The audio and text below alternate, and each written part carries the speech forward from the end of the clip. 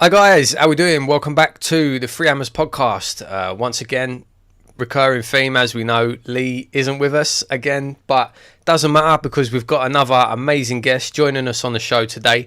Dan Lawless, you might have seen him on West Ham Fan TV. How you doing, Dan? You all right? Yeah, good mate. Glad to be. Thanks for joining us. I wanted Lee to call me out on Twitter and then me to come on and have it out of it. That's the way it should be. I quite enjoyed the X show. No, Lee seems to have disappeared. I think we're going to get Jay in on a permanent. I think there's talks going on. If he don't a next week for the fifth go, then he's not coming on the show anymore. He'll be there. Yeah. So, for any of you West Ham fans that hide in the woodwork or the cupboards, Dan, explain a little bit about your channel, mate. Probably the biggest and most inspirational channel for all West Ham fans out there. Yeah, appreciate that, mate. So we're West Ham Fan TV. We do previews, match reviews, fan cams, which I think is one of the main things. The main show is post-match pint. So we have loads of shows going on throughout the week, and then we go sort of home and away to all the games and interview fans after the game and that. So yeah, it's quite full on. Yeah, obviously you do your FIFA stuff as well, which was quite successful last year. But anyone who's not heard of West Ham Fan TV, I don't know where you've been at, because their post-match pint is fantastic, and obviously everything. Remember, guys, they do this for free as well. You know, it's about their hard-earned money that they do this. It's a great show. Please get over there and subscribe if you haven't already. Anyway, let's get on with it. So there's not much news going on done at the minute, really, is there? Nah. Let me just have your take on last season quickly before we get on to anything. Like, what are your views? Yeah, I tell you, that last season, I just couldn't wait for it to end, to be honest. It was hard to watch, just getting battered 4-0s, 5-0s, 3-1s, just constantly. Like, it was a drain to that season, I think, for everyone. And not just on the pitch, off the pitch as well, with the stadium and the things they were getting wrong, the stewards, all of that. So, yeah, it was a tough first season in the stadium. Do you think it's going to be any better next year? I think both. I can see it on the pitch and off the pitch. I think there's got to be an improvement. I think they've learned their lessons. There was in the stadium wise, there was a bit of an improvement happening towards the end of the season. Like my section where I sit specifically, where I sit is where most of the trouble happened. Most of the fights happened and all of that. And towards the end of the season, what happened was the stewards started leaving us alone and not asking us to sit down, and we got to stand. Although, funny enough, where I sit, there was a big punch up on the first game of the season. There was also one on the last game of the season, so it was quite appropriate. Yeah. Apart from that, I mean, there was an improvement. So I can see them going on and learning a lot of their lessons. And then on the pitch, I guess a lot of it depends on with this window. Yeah. Just on last season as well, do you like the stadium? At the moment, what is your opinions of the stadium and how do you feel about it? Yeah, it's tough. It's tough. I can honestly say at the moment, I don't like it as it is. I don't like it. I just don't like the way the distance from the pitch is, the way they've struggled to get an atmosphere. Hopefully with the seat changing in, that's improved, but it's just not designed like a football stadium, and that's my main problem with it. It's not that, it's not the bowling and all of this, what people say. Yeah, obviously I miss that, but that's not the reason. It's just not a football stadium. And I see what other teams are getting, and like Tottenham and Chelsea, and I'm jealous of that. I want a proper football stadium. So, and what I really, really hate is the whole renting aspect. The fact that you've seen it with the athletics and all of this, taking all our signage down, all of that. There's nothing else that tells you that this ain't your home than someone else is coming in, taking down all your signs and everything to do with the club, you know? Yeah. It's going to be tough as well. I mean, there's a lot of things, you know, when we signed the agreement, you had obviously Karen Brady turning around and saying, you know, nothing can happen in the stadium without our say so. Premier League rules say that fixtures must take priority over anything else in a shared stadium. That's obviously all gone out the window because we're playing our first games away from home, because obviously the athletics is going to be going on still, and then there needs to be time to turn it around. I read the other day there's a rugby match has been arranged for bang in the middle of the season, which is going to be happening one weekend while we're playing away. So I don't know. It's. I'm not happy. Before we moved, I was one of the people that was well up for it. I really was. I was really excited. I was looking forward to it. And I have to hold my hands up and admit, you know, I was taken in by all their spin. And it turns out that's I think it turns out that's what it has come down to, you know, because it's not a stadium fit for football. And I think as much good as Sullivan and Gold and Brady have done for the club, supposedly, I don't think we're ever going to be able to go forward anymore, and that stadium's never going to be fit for purpose with them in charge. No, I think you're 100% spot on. I was a big fan of theirs until this move. This move is what put me off them, and it was the lies. I mean, do you remember David Gold saying that the distance from the seats to the pitch will be comparable to what we had at Upton Park? He came out and said that was one of the many lies that they said. So Wembley, they said as well, weren't they? Like that it'd be as close as Wembley and the Emirates. Yeah. We're nowhere. It's non-stop. We're near that. They said there's quotes from them saying that we will never move to a stadium if you have to look over a running track. Yeah.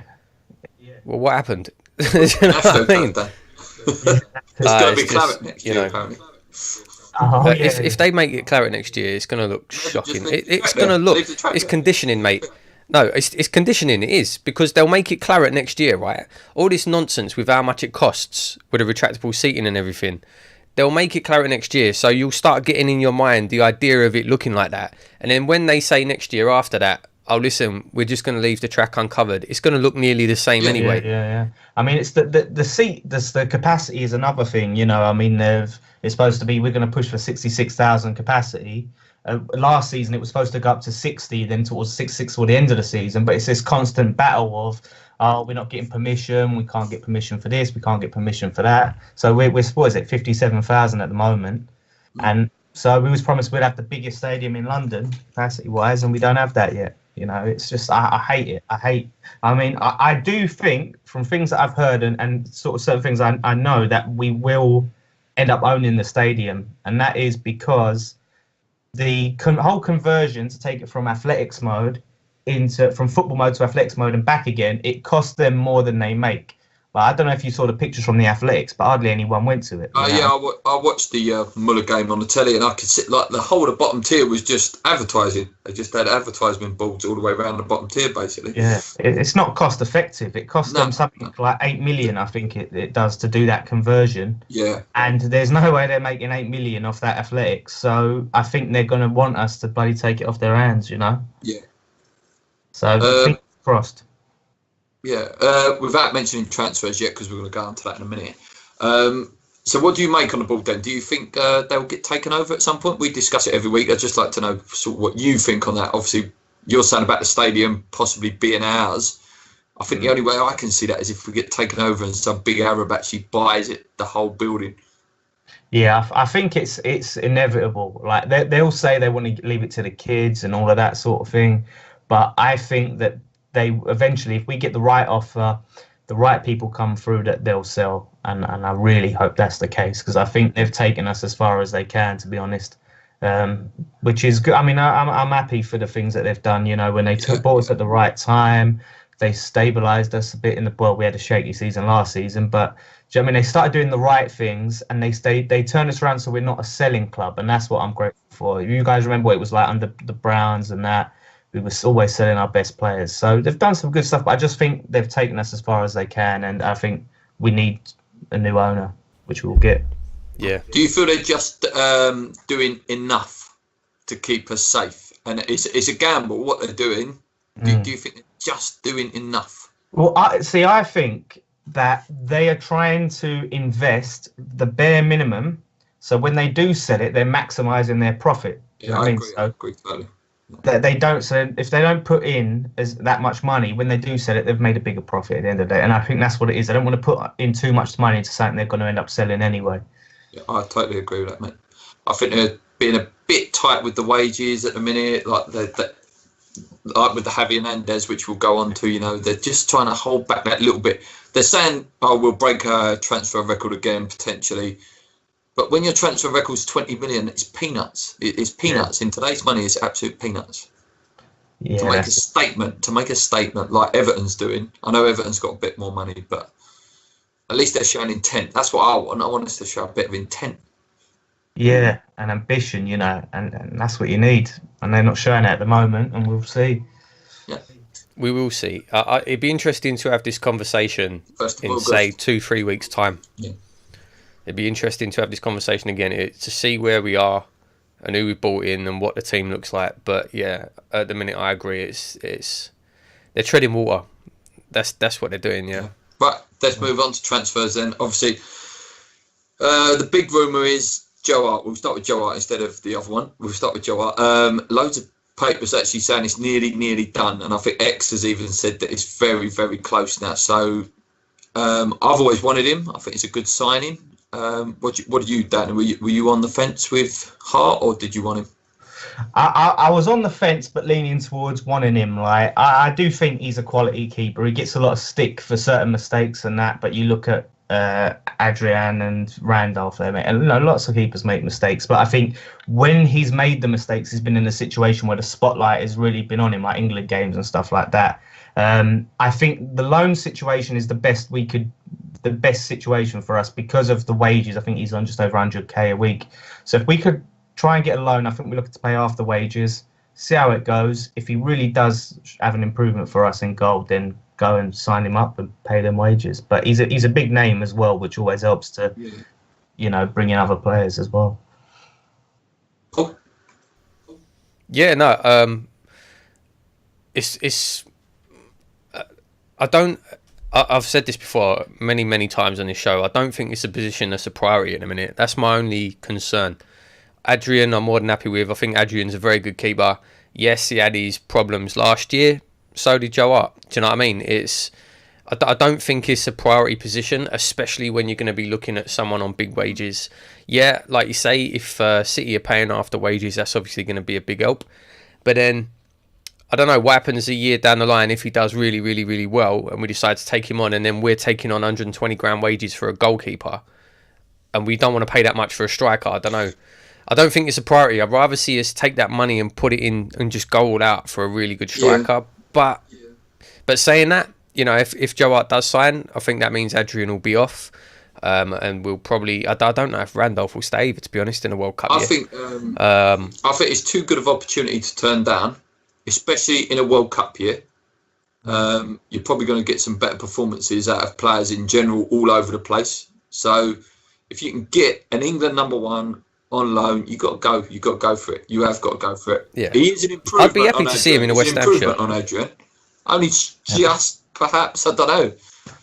I'd argue that. I would. I'd argue that. I don't know if he is. I don't like to say. I'd be happy enough to see him in a West Ham shirt. England number one. Because he's England number one, like what Dan said, with when he makes an incident, it's more high profile. It's there all the time in your face.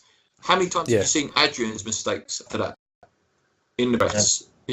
You don't. Is it because he's England number one that it's sort of you remember him more? I don't know. And he plays for Man City, which is a top club at the moment. He's won Premier Leagues. He's played with some of the best players. So even that, the newspapers love to go after people when they put them on a pedestal, then they like to bring him down. Yeah. So, but I see what you're saying, Paul, about putting my focus on a striker. But to me, we have money to go out and sign Hart on whatever wages, even if we paid the full whack. We have money to buy him and still buy a top striker and buy another top striker and then look at a winger. We have that money, but it's just, are we? That's the question, though. Do we? Mate, they're saying. I think it was on Claret and Hugh or someone like that did the maths and saved something like 400 grand. The players with equivalent to 400 grand a week in wages. Don't get me wrong. I'm not saying that the money shouldn't be there. The money should be there. We should have more money than we've ever had as a club, ever, with TV money through the roof. Last season in the Premier League from TV and finish. Just like that's not including merch, ticket sales, or anything else. And our costs obviously are down now because we're only paying a couple of million rent for the stadium. We're not paying the operating costs. We should have more money than we've ever had. But I'll wait until we see it. I'll wait until we see it. Do you know what I mean? It looks like Faguti's going to go as well. That's like another sort of. He's apparently on about 65 grand a week, and with bonuses can go up to about 75. Yeah, I'm hearing he's our second highest paid player. Yeah, we had Con about a year ago, actually, exactly about a year ago, when Faguli had just signed, and he said, "Please believe me, that wasn't a free transfer because he got some massive, massive signing on bonus." Disappointed or not, I quite liked him. I did quite like Faguli. I've got to say, I did quite like him. Yeah. No, I thought he was a good player. I mean, in pre-season last year, he was our best player. You know, I watched all the pre-season games and he looked brilliant. And then he sort of went off the ball a bit. And then towards the end of the season, he started to pick up. And you could always see, like, though, throughout the season, he could take a player on and things like that. He just seemed to miss a bit of sharpness. And I think that if he stayed with us for another, he could be really good. I mean, it's tricky, you know, if he is our second highest paid player. You know, you look at that and you think, well, he's not that good. But I would like to see him stay for another season and see what he could do with us. Yeah. So, obviously, another potential signing coming in, again, sounds very, very close, is Arnautovic. And if Arnautovic comes in, it'll be a record signing. If we end up paying, 24 million or whatever it is for him. He's going to be one of our top earners. Is he that much of an upgrade on Faguli? Really? I like it. If I'm hearing, I think he's going to be good. We need a proper left winger. We do need a proper left winger, that's for sure. Because then, it focuses more on Lanzini in the middle. We'd rather have him there than being pushed out to the left, which he does sometimes. But to be one of the highest earners, like I don't know if he's that good, but I mean I'd like to sign him anyway. You know what I mean? Like, as long as, if you sign him, I'm not so bothered about what he's on, as long as it don't upset obviously the and all of that sort of thing. But I'd like to sign him. Yeah, I would like to sign him. I'm going to quote myself, because I say every time we should be going after club's best players. So if we are taking Arnautovic from Stoke, you've got to credit the owners somewhere that you are taking probably their second or third best player, if you count like people like Shaqiri and people like that in there. Yeah. Well, he's a good signing. I think we're paying over the odds a little bit for poor man Zlatan, but he is a good player. You got to pay over the odds these days. Yeah. But it's they're talking about Chadley be the alternative. Do you not like him, Paul? Arnautovic? Yeah. Oh yeah, I do. No, I do. I do like him. Again, my worry is we end up spending big on him and then we miss out on a striker. That's, like I say, I know like what Dan was saying, the money should be there. We should have the money to go out and buy him, buy Hart, buy 2 strikers and have money left over. I just wish we'd just buy. If we already had a striker, if we already had bought a good top striker, and he was coming as well, you'd be buzzing. And he was coming as well, I'd be all for it. But I'm just worried that they're going to spend that money and then end up saying, "Oh, we tried. We couldn't get one over the line." And then you end up in a situation where you end up with Arnautovic playing up front, and That's my worry. Like, don't get me wrong, I do like him. He's a good player, and I'd be well happy to see him in a West Ham shirt. I'd debate whether he's that much of an improvement over Faguli.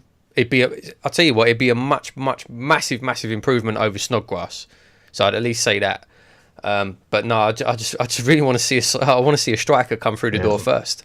That's what I want to see. The we tried thing, to me, ain't gonna wash this time. Not this season, mate. No, if we don't get in at least one top striker, then there's no excuses for that. Then to me, they need to go. Like, if they don't do the business this season, I'm giving them to the end of the window. If they don't do it, they need to go. No excuses. I don't want to hear about if Slav's fault. If Slav turns down every one of the top signings, right, then the ball still needs to go, because then you should be overruling that. You shouldn't be letting him do that at the end of the day. If he's making illogical decisions and you're letting him get away with it, then it's your fault. So no matter what, it's on them.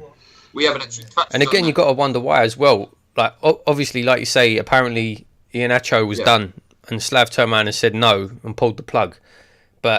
And they released that information himself, but they never said why. So you would have to think they'd gone to Slav and said, okay, you can have Iheanacho and that's it. Or you can not sign Iheanacho and you can sign, say, Hernandez and Arnautovic, something like that. I don't know.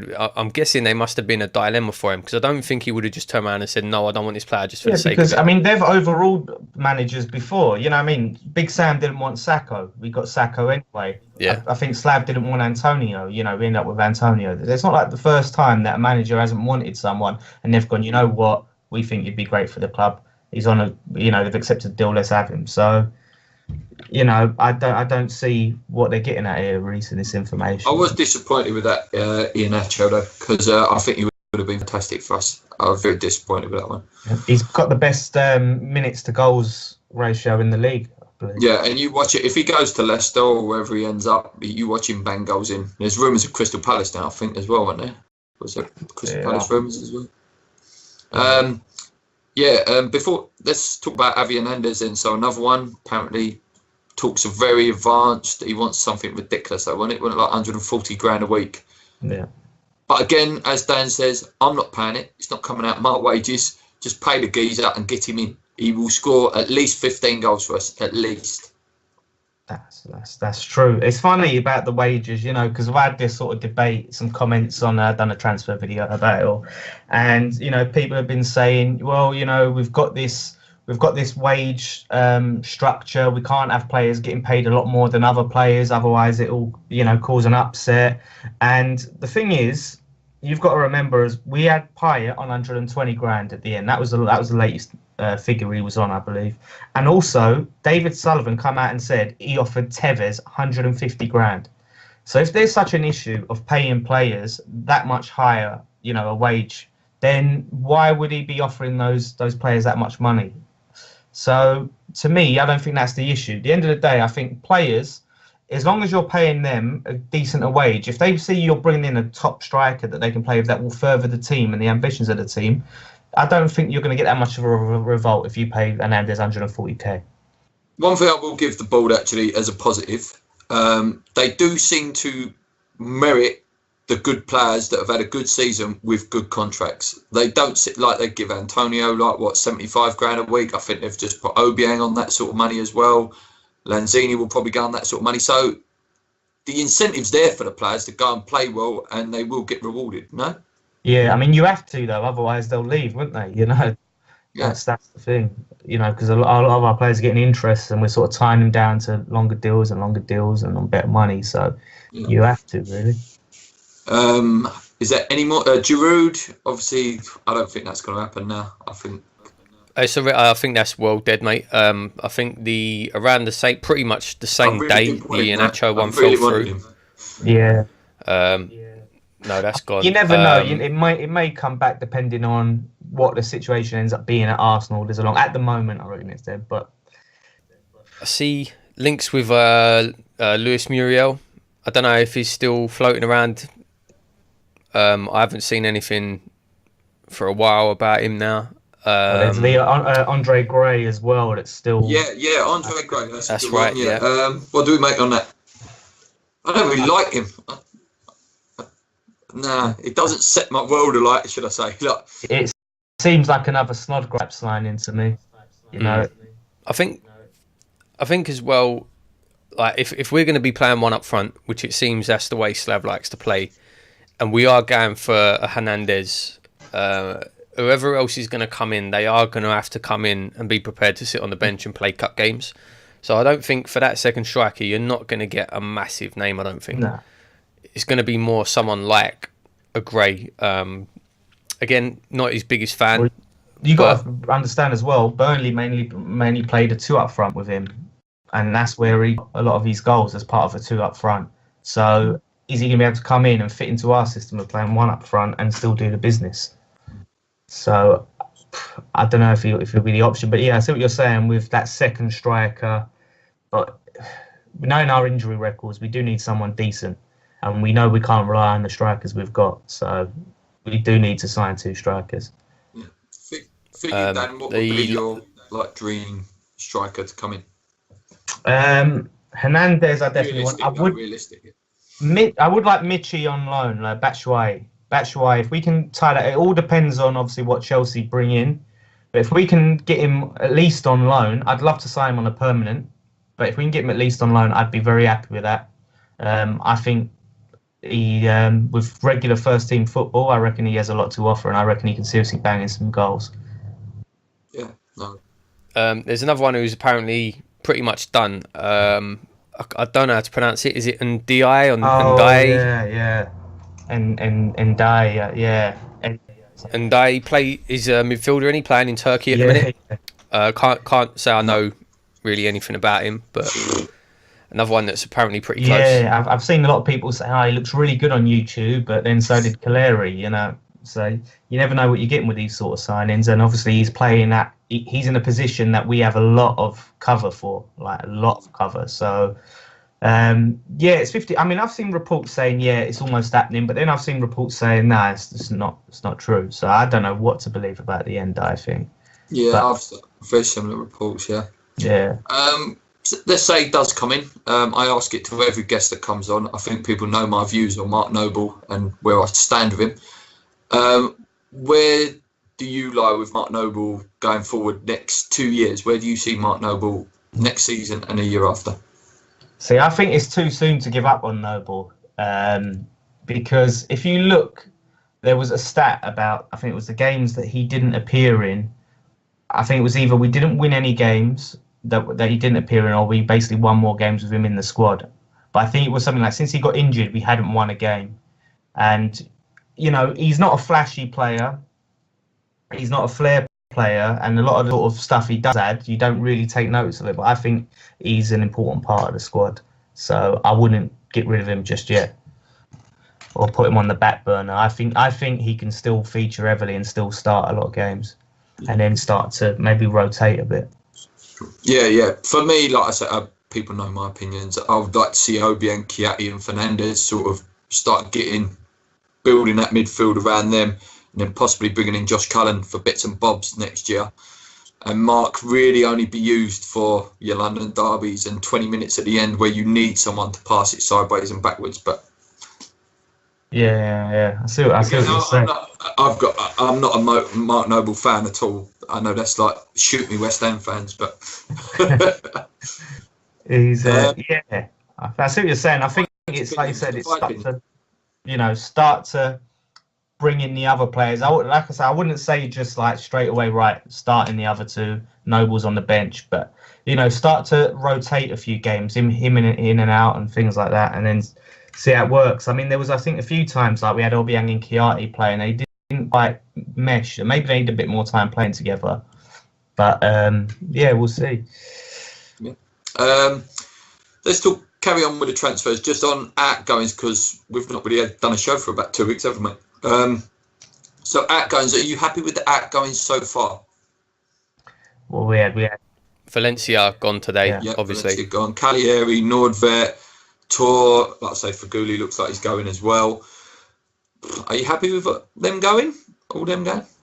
Nordveit, he was someone. Obviously, we played him at right back, we played him as a centre back and things like that. He didn't really get on then, and when we started putting him in that central defensive role, he started to look decent.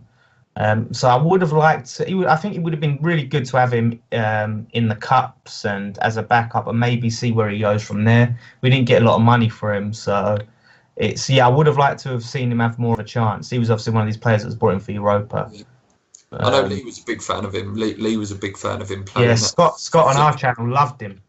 Yeah. No, I agree with what you were saying, mate. When he played in the CDM role, he looked all right. He did. He looked like he could ping a ball as well. But not to be. We won't be seeing any more of him. Yeah. It's and obviously Valencia. I don't know how I feel about that, because I mean, that last season at the Bolin, I was so frustrated with him, and just before he went off to Everton as well in some of the games, he was missing just blatantly easy chances. But I still have that season before when he sort of done well and things like that. But so I've got a soft spot for him, but he was shocking, and his confidence was shot though. He lacked confidence. Yeah. I've always defended him. I've always defended him on this channel. I've always liked him, and that goal he scored against Hull, fantastic. Yeah. Always remember that. And when he joined, him and Sacco were tearing defences to pieces. And I think after Sacco got injured, he never really adapted to his new role, playing on his own. Yeah, and he was pushed out onto the wing, and it was time for him to move on. But I wish him well. Don't wish him any ill will at all. That's quite hard to say. Yeah, not at all. I mean, I just don't think the Premier League was quite his level. He looked a bit lightweight, didn't he? Yeah, I think he'll go back to Mexico and he'll tear it up and score a ton of goals over there. Just because you're on the show, what did you make of the Zabaleta deal as well? Just while you're here, get some West Ham Fan TV opinions on Zabs. Well, we got right back finally. Yeah. Christ. So we shouldn't see anyone else play there unless he gets injured. I think it's a really good signing. I think he's experienced. He's a good leader. I think he'll be a good addition to the club and to the dressing room and stuff like that. I think it's a really good name. He's won things. Yeah, I'm well happy with that, and it's good for him and young Sam Byram. Hopefully Byram can learn something off him. I think it's good for Lansing as well. I think it's a bit of a sweetener to keep Lansing happy as well. Yeah, the RG connection. Yeah. Last thing on transfers, guys. On the September the 1st, if we see on the West Ham website # welcome back Carlton Cole, how are we going to feel? I'll sell my house. I'll buy a new one right next to the ground, and I'll just be there every day, mate. Love Carlton. Come back, Carlton. Do you know what what's he? Is he still stuck abroad somewhere? I think he had legal troubles, didn't he? He got nicked or something like that. He got banged up because he didn't have the right work permit or something. So I don't know. Free Carlton. We need to start making banners. Free Carlton. Yeah. I mean, I hope I do see that, but maybe in a coaching role. I think it'd be good to have in the club in some sort of capacity, ambassador coaching. Just maybe not as our first choice striker, but I love him to death. Carlton. I think he's a class guy. He's a top class guy. I don't understand the abuse he gets. Obviously, he's not one of the best strikers around, but he always worked his arse off, And smile on his face, everything. Yeah, that's it. And I'll never forget when we got relegated, and he took a pay cut and he stayed with the club. So you never forget things like that. Always got massive respect for him. Yeah. So.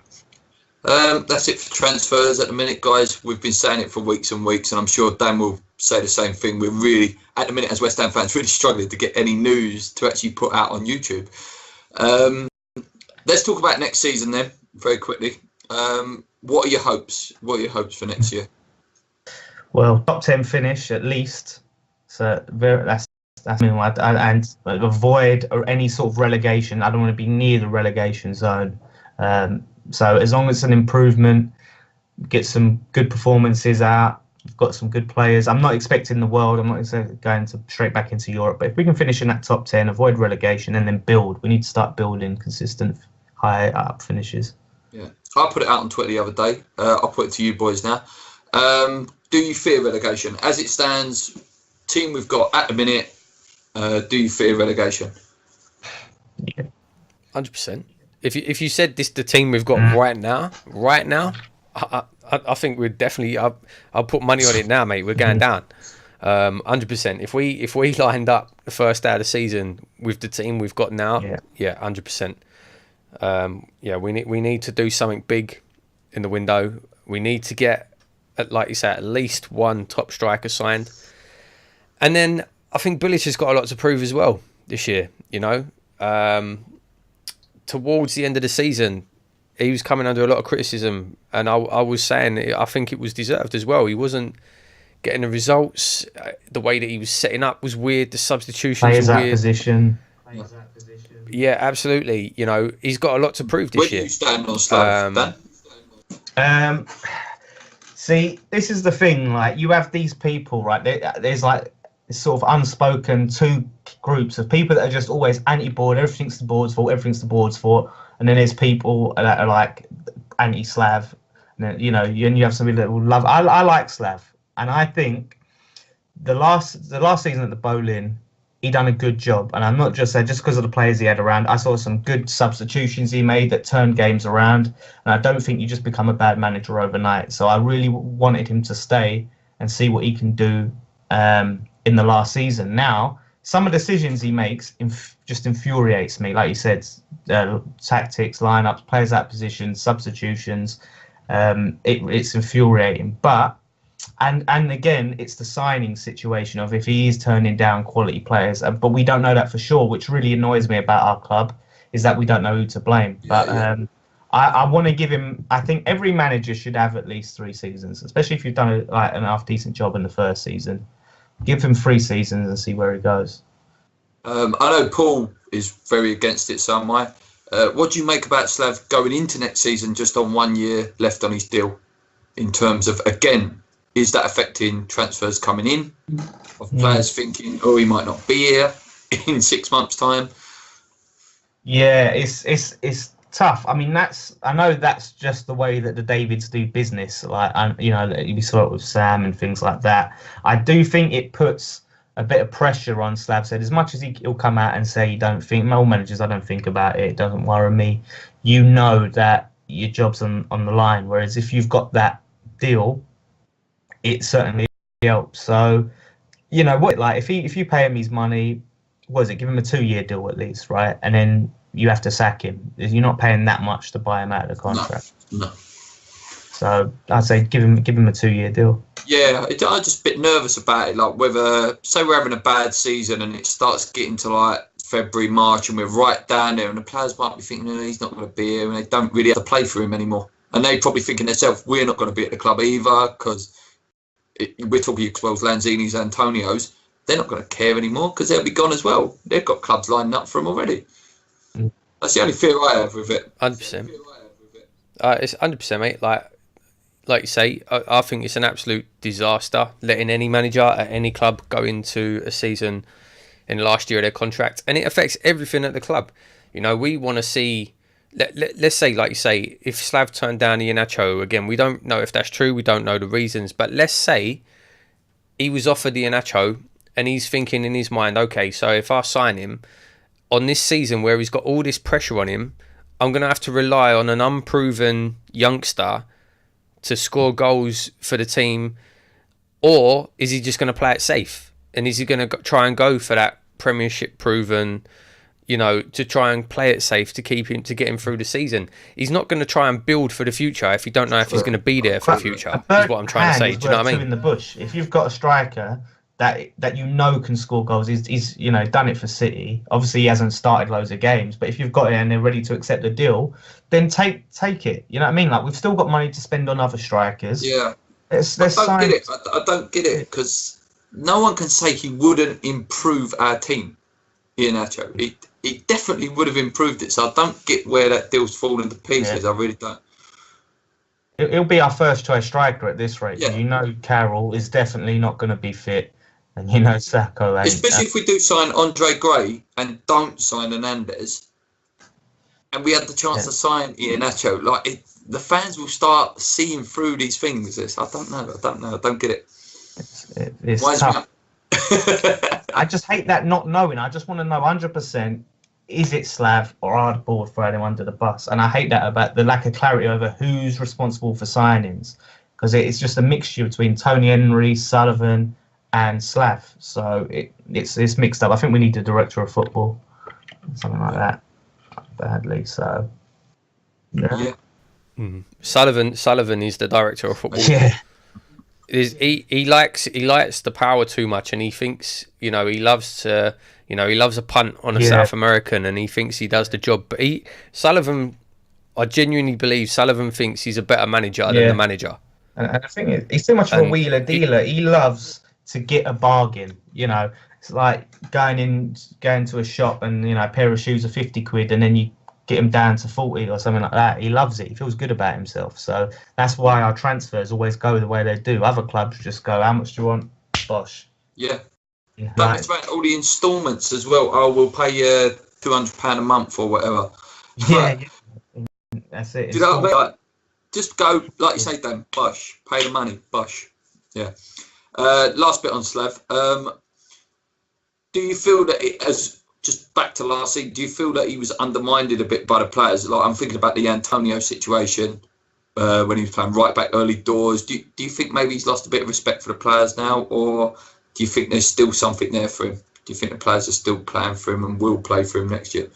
Yeah, I think they're playing for him at the moment, but I think it did slightly hurt the relationship and things like that. Like, because Kiarte's come out and said it as well, like how frustrating he was having to play, as a centre back and as a right back, where he likes to play in that central defensive role. And same with Antonio. He's come out and said he's not a striker, he's not a right back, and he said how frustrated he is. So I think when they're being placed there and asked to play there and they're losing and you're losing games, then you start to question the manager's judgment. And you could remember that game where Antonio was right back and I think he got turned or something like that, and then we conceded a goal. And you could he took him off, and you could see how angry Antonio was. So I do think it's affected it slightly and maybe other players getting like, what are you doing? Like, we're playing these players in these positions over and over again, and we're losing. That was something that Chiarte said as well. It weren't just the fact that he was being played at right back. He was being played at right back when there was a right back available.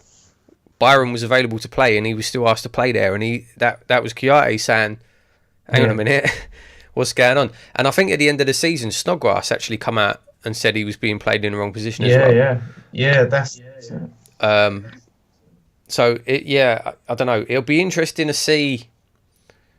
Like, it will. It'll just be like I say. I think Slav has got a lot to prove this season. He's got a lot to prove. Last thing on Slav. I know I said it was the last thing last time, but I've just thought of one more question for Dan, because I usually ask everyone that comes on. So if Slav does go, who do you want? Well, I think Mancini got snapped up, didn't he? Didn't he go somewhere else? I think so. Yeah, he was someone. I think he went somewhere abroad. So I think there's that Thomas Tuchel who he had the job. I don't think he's with a club yet, unless I'm mistaken. But I think that would be a good manager to get, experience in Europe, so he may be able to attract some decent players. So I think that would be a good manager to go for. I don't know about what you guys think in terms of which manager. I know Paul thinks very similar. I did quite like the whole manager last year. I thought he was a good manager himself. Marco Silva, I wanted him. He's gone to Watford, hasn't he? He reminded me of a young Poch a bit. I know I talk about Tottenham too much on this channel, but I am a big fan of Poch. I think Poch is a fantastic manager. Whatever you say about Tottenham, he is a great manager. Yeah. We need to dig out like a Coleman or something like that, a real character who just don't take no crap.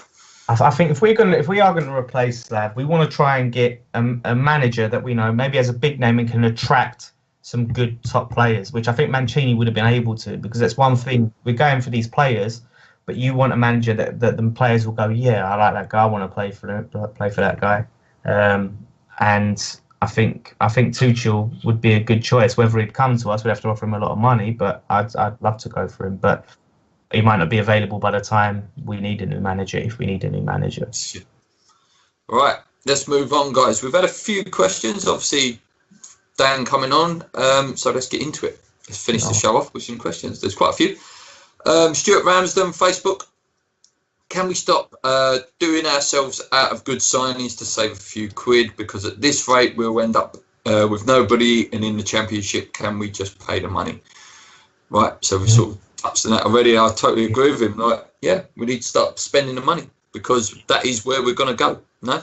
Yeah, exactly. It's just frustrating, isn't it? It's frustrating when you hear like, all right, so they want 20 million, we're offering 17 million in clauses and stuff like that. And you see other clubs, you've seen loads of other clubs just paying the money down. Do you know what I mean? And I know other people come, it's not that simple and things like that. Well, other people are proving that it is. So, we need to just do it. But whether they will, that's another story.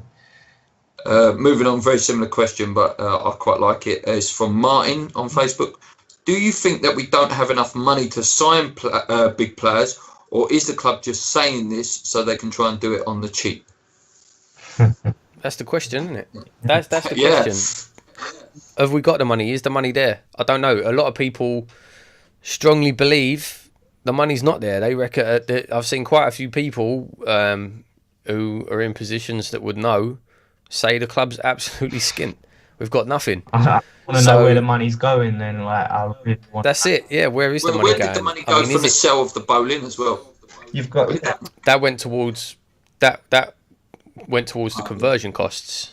I think, and paying off. I thought the This conversion is the thing costs, as we well. didn't pay for that. I thought that was the LLDC, and because there was a big people were up in arms about. I'm sure we definitely paid something I towards think it. it's like 15. I'm sure we did. 15 mil rings a bell for some reason. I might be wrong. Yeah, we obviously the conversion costs were hundreds of millions, but I'm sure we definitely paid something towards it. Yeah, so there's that. But yeah, so obviously, well, let's look at our final bowling season finish. We probably made, I think, over 100 million or just around that on that season. We obviously didn't spend it in the next following summer. Last season's finish. Don't forget the 25 million that we were gonna spend on Zaza. We didn't sign him, so we kept that. You have the sale of Payet. You know, so and now we're selling players as well. We've sold a few players that probably adds up to 15 mil. Yeah. So I don't see why. The bid for 40 million was accepted for Lacazette last summer. We don't know whether that's true or not, but it's like that means they have got potentially some money there. Oh, yeah. But I don't know. See, I don't trust. I do not trust David Sullivan, and it wouldn't surprise me whatsoever. He put in a £40 million bid for Lacazette, and if I remember rightly, that was accepted. It was accepted, and then Lacazette obviously turned around and said, oh, "No, thanks." When we sold Payet, again, it came out reports that we had an offer accepted for James Rodriguez, and again, obviously, Rodriguez turned around and said, he probably turned around and said, "Who's West Ham?" But he turned around and said, "No, thanks." Is he just doing? Is he just making these bids knowing that the player's not going to come anyway, just so he can say, well, yeah, we did make these bids? Because again, you have to offer these players top wages if you want him to. Why should they want to come to West Ham? You know, if you want Lacazette to come to West Ham, you better offer him top wages. Same with Rodriguez and Batshuayi. If you're trying to get these players, you ain't got Champions League football, but they're probably offering them 75k a week.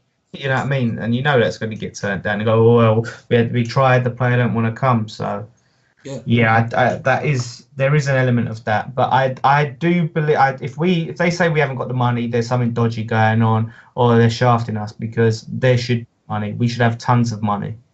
So, yeah, let's see what they do. But we need to ask questions. James Charles Starr, my question is: would you rather Javi Hernandez or Arnautovic? Personally, I think Arnie is overrated. Chicharito will get us lots of goals. No. So we should both agreed on that already, haven't we? Yeah, we should sign both. We shouldn't have to choose. We should be able to sign both, as we've just said about the money. But yeah, obviously, striker is the most important thing, and Hernandez is just class. I wanted Hernandez before he went to Germany. You know. Yeah, because we was in for him then, weren't we, as well? Yeah. But I don't think they really went for it. And then last season, I wanted us to sign Hernandez, and we didn't. And now, there's been strong links, but we're trying to negotiate his wage asks down. And why, if you're Hernandez and if you're getting paid 140 grand a week already, why should you take a wage cut to join West Ham? I can't imagine he wants to join West Ham as well. So we've got to make it an incentive to join West Ham by overpaying. And there should be ways around it as well. They're saying about the wage structure. We can't break the wage structure. We don't want this guy on more money than everyone else. Pay him 70 grand a week and then give him like however many couple of million loyalty bonus. Said this on Twitter. I said, give him a signing on fee, a decent hefty signing on fee. You could pay him, even if he pay him 90 grand a week or something, and then pay him £1 million signing on fee, and that would equate to the same amount if you did that, 1 million, 2 million, and that's nothing. If you're getting this player for 13 million, you can afford to say, all right, here's a couple million sign-on fee. We'll keep you on this wages that is in line with that, and I'm sure we'd be happy with that. But it doesn't seem like they're doing it. Once our contract with Umbo runs out, who would you guys like to see sponsor us? I personally like to see Adidas again, maybe Under Armour. Under Armour's an interesting one. I'd love to see Nike. For me, yeah, I was going to say the same, mate. I'd like to see Nike. I'd like to see what Nike could do with a West Ham kit. I reckon a lot of people don't like them, but I think Nike kits, they're usually quite simple. That's what I like about them. Simple and clean, not too much go at. Yeah, I definitely have a bit of that. Yeah. I do like the Adidas kits though. They did all the good training gear and everything. Have you seen the new Everton away kit? Actually, it's like our away kit, but it's white with a sort of fluorescent blue. Yeah, I don't like either of Everton's kits. On my channel, I've got a channel other than West Ham Fan TV with my mate Jace, and we ranked all the kits, and I had it like well the Everton kit, and he loved it. But I just think that kit's ugly. What do you make of our kits this year? I really don't like the home kit at all. I really don't like it. I was not a fan of when I saw the concepts of the home kit and the leaked picture on the rail, as you always find out in Thailand.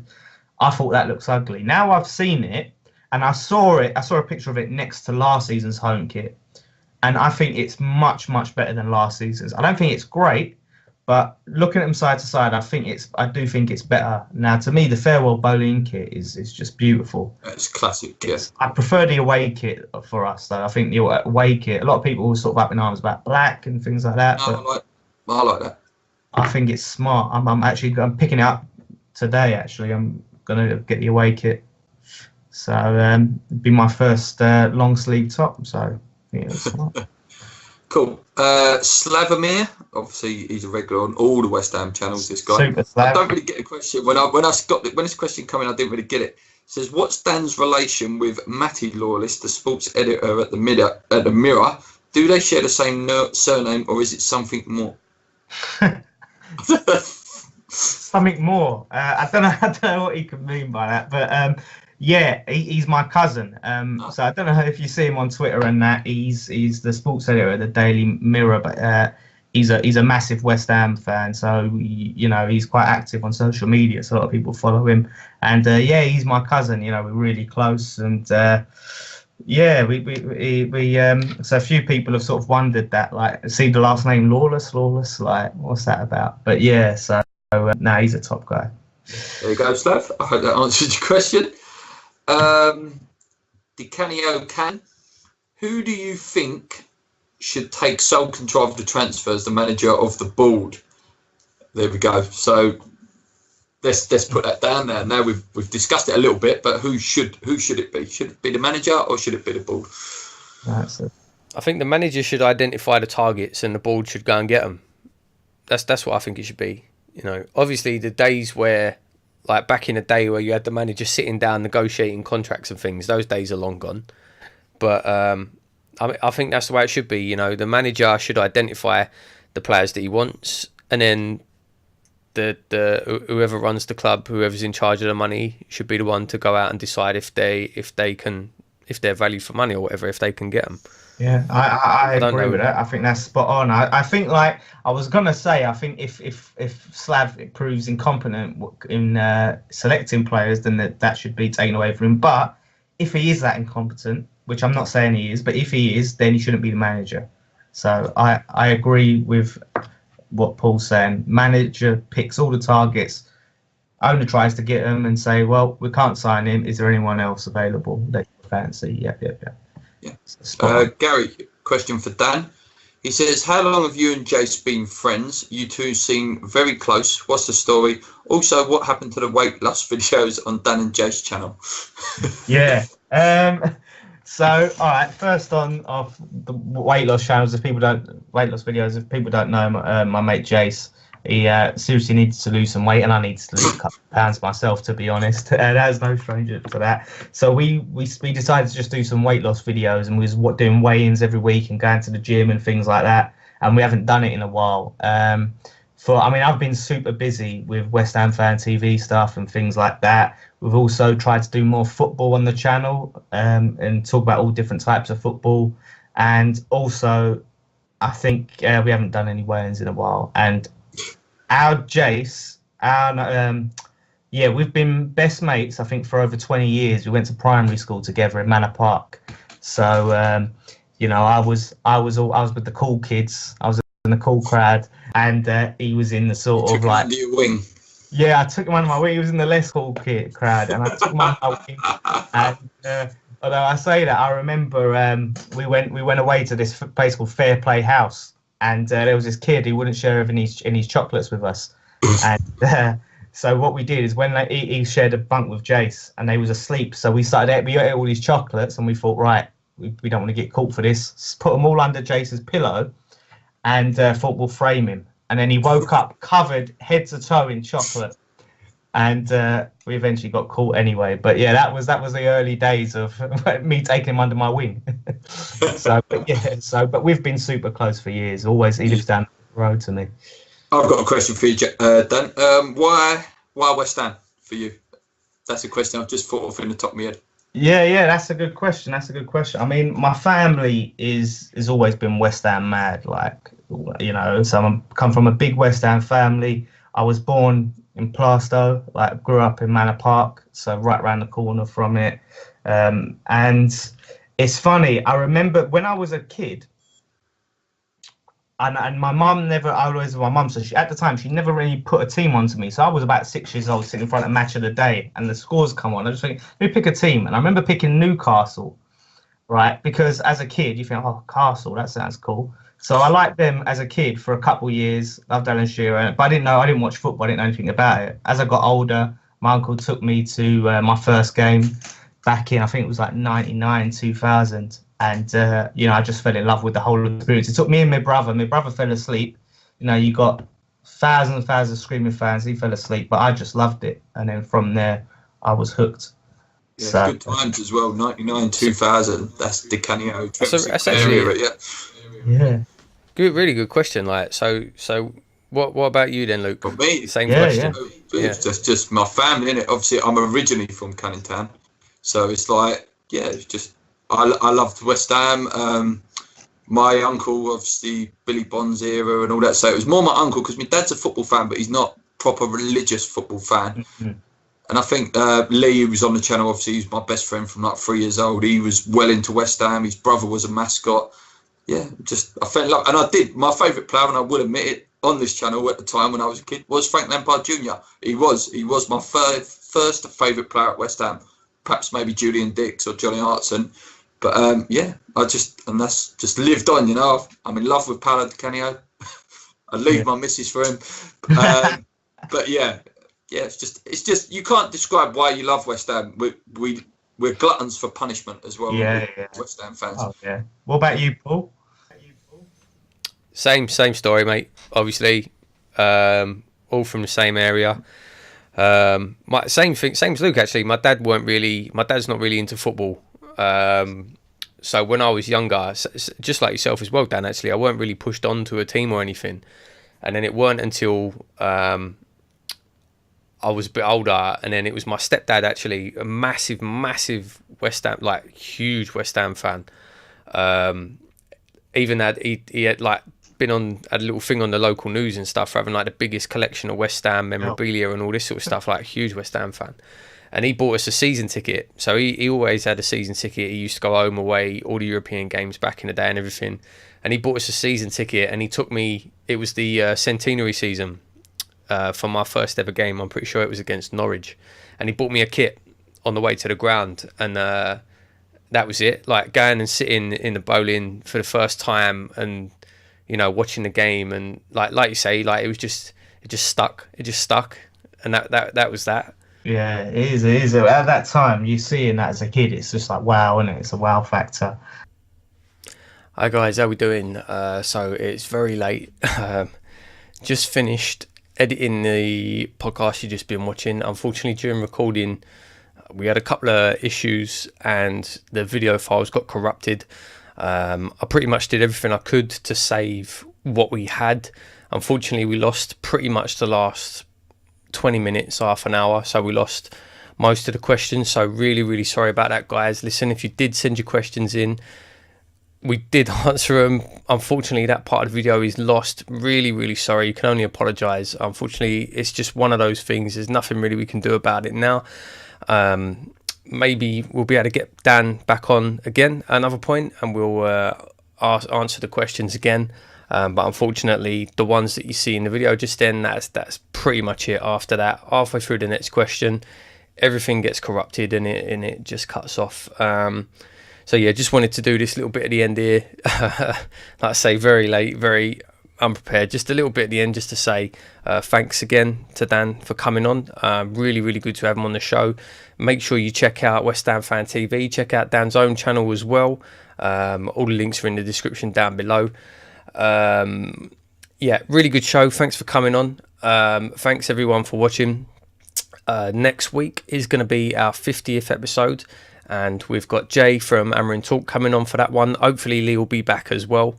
So it should be a very good show, 50th episode, so make sure you catch that. Until then, if you have liked this video, please do like, comment and subscribe. Comment with your questions for next week as well. And yeah, that's it. We'll see you then. Cheers.